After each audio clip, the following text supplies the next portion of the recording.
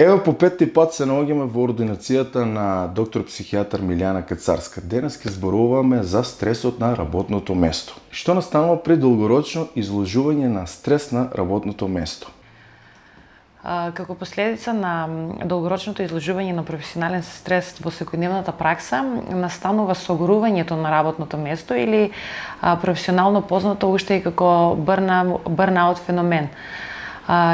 Инаку знаеме дека сите ние во секојдневната пракса функционираме под некаков стрес, значи во секојдневното работење, кое што не поттикнува, не стреми кон акција, ја поттикнува нашата продуктивност, меѓутоа сето тоа треба да биде временно ограничено и доволно дозирано.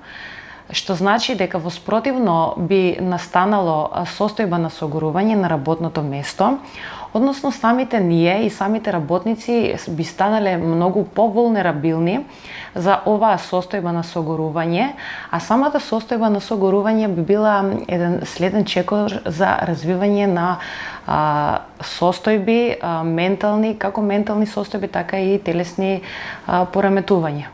Хајде да ни објасните што всушност значи бърнаут состојба. Бърнаут феноменот, односно представува состојба или синдром, представува еден адаптивен одговор на секојдневниот хроничен стрес на работното место. Тоа по дефиниција би била една ментална, една физичка, една емоционална истрошеност и практично тоа би бил еден циничен однос на работникот во однос на работата која што ја презема. Врз основа на хроничниот стрес, секојдневен хроничен стрес, хроничниот умор, настанува една диспропорција во однос на работните задачи, односно барањето од една страна и расположливата енергија кај работникот, расположливата енергија, расположливата сила и мотивираност кај истиот. За да настане овој, значи, синдром, овој феномен, неопходни се неколку компоненти кои што го потпомагаат. Компонентите би биле од групата на телесни компоненти, како што е, значи, чувство на општа телесна слабост, значи следно би било емоционалната истрошеност, чувство на хронична внатрешна напнатост, емоционално незадоволство од самиот себе си и од работата која што ја извршуваат, чувство на деперсонализација, односно една незаинтересираност, една безчувствителност и некооперативност во односот со примачите на услугите, односно во односот со клиентите, во односот со вработените, со останатите колеги. Компонента која што исто така го потпомага овој феномен е и редукцијата на личната реализација. Тоа значи дека овде е доминантно чувството на неуспех, личен неуспех, на некомпетитивност во однос на извршувањето на секојдневните задачи, или во превод би била лоша изведба на секојдневните задачи.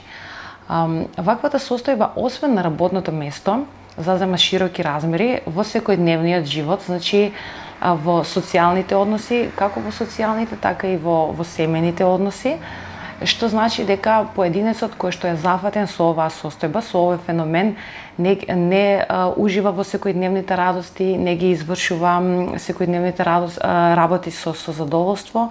Сето тоа е под некаков напон, под некаков притисок, практично како што и во претходно напоменав, тој професионален стрес зафаќа широки размери во секојдневниот живот, значи во целокупниот живот на работникот. Ајде да ни објасните дали постојат фактори кои што придонесуваат за оваа состојба? Постојат голем број на фактори кои што придонесуваат за овој феномен, за оваа состојба на согорување на работното место. Јас би напоменала само неколку. Како, например, битен фактор е бројот на корисниците на услугите. Доколку бројот на корисниците на услугите е многу голем за еден давател на услугите, тогаш е практична основа за развивање на професионално согорување на работното место. Одморот кој што го користат, значи, работниците, доколку истиот не е креативно осмислен и искористен, представува друг фактор за развивање на овој феномен. Друг фактор кој што ја придонесува оваа состојба е формалното образование.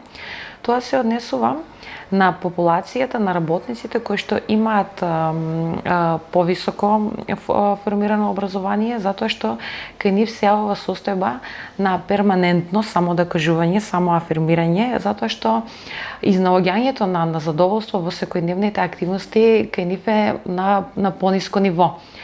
Исто така, работните составници, доколку се перманентни, зачестени е еден од факторите за состојбата на согорувањето.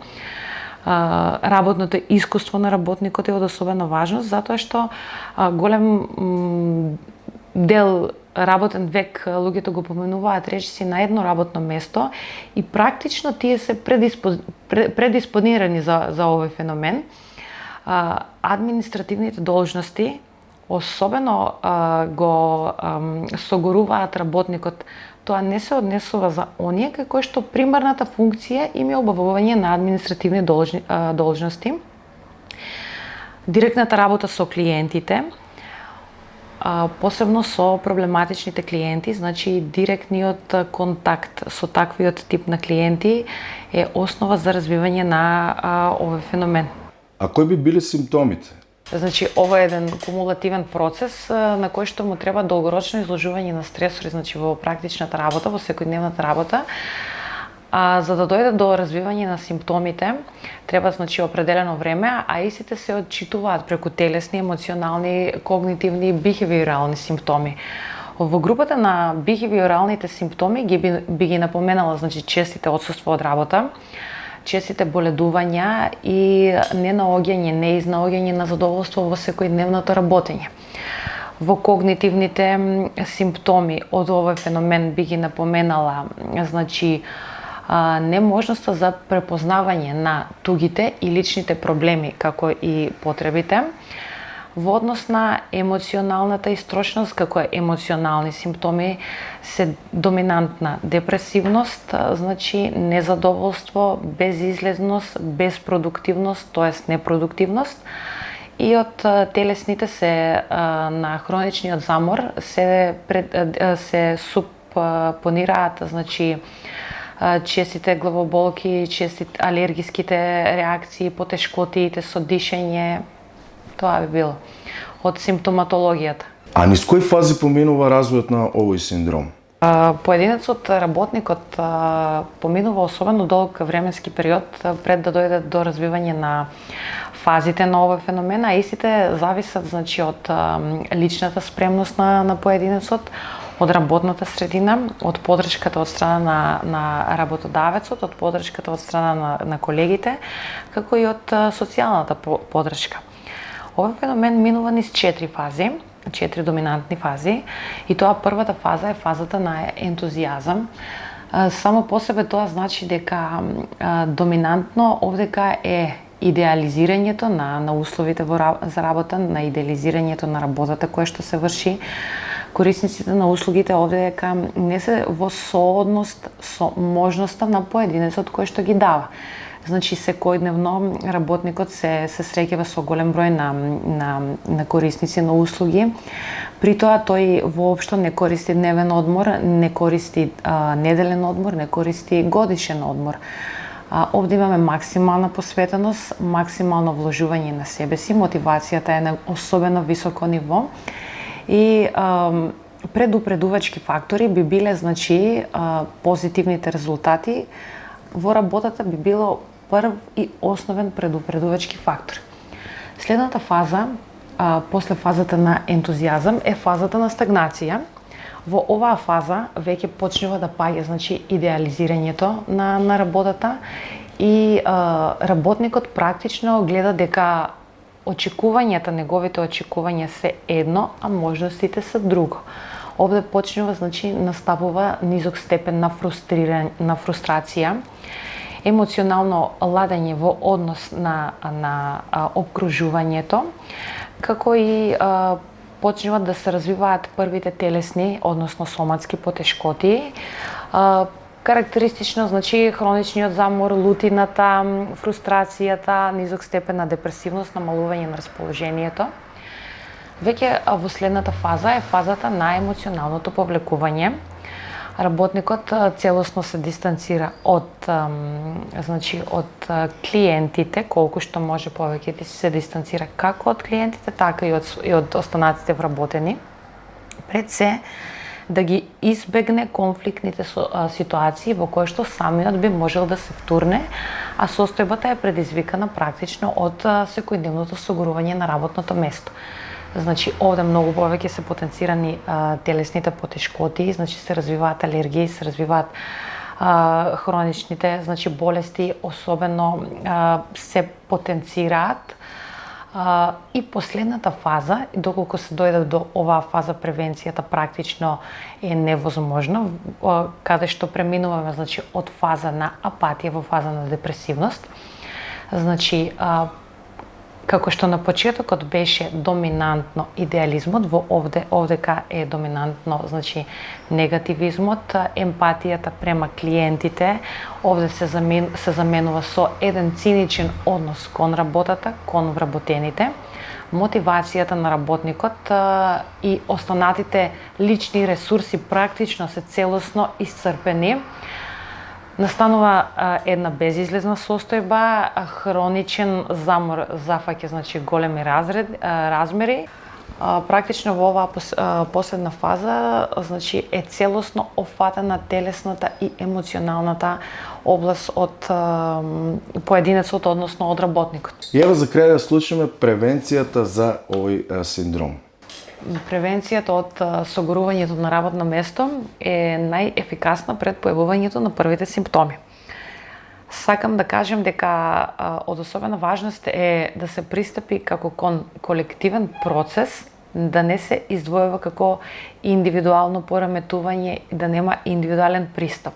Една од превентивните мерки е да се создаде контекст на природни, меѓучовечки и професионални односи, во кој што ќе се стави практично акцент на различноста, односно на сите разлики на работниците во колективот, да не се фаворизира негативниот и вештачкиот елитизам, затоа што тој и во пракса ги нарушува меѓучовечките односи. Друго би напоменала дека е од особена важност да се изберат представниците на тимската работа, затоа што едните се со акцент за индивидуален пристап во работата, а спротивно од нив се, познато кажано, значи, тимските играчи.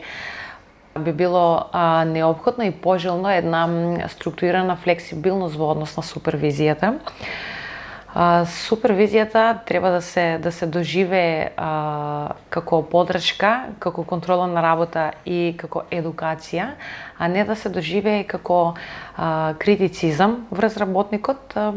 При тоа супервизорот треба да биде запознаен со личните особености на работникот, како и професионалните особености. Супервизијата, доколку ги надмине границите, значи, на едукација, на помош и на контрола на квалитет на работа, тогаш веќе преминува во една системска еден системски псевдохуманистички атак на работникот. Исто така, важно е да се направи дефинирање на активностите, меѓутоа тоа дефинирање да не е во рамките на ограничување на слободата на работникот и неговата креативност. Во секојдневниот работен процес неопходна е перманентната и континуирана едукација во смисло на конгреси, семинари и работилници. Теренската работа треба да биде добро осмислена на поединецот, како и сведување на минимум на административните должности. Би било една од превенцијата. Освен превенцијата, значи, раното препознавање на симптомите е еден од клучните аспекти за нормално функционирање практично на целиот колектив. Ви благодарам, докторки, што по пети пат одвоивте време да бидете дел од нашата емисија. Благодарам и на вас.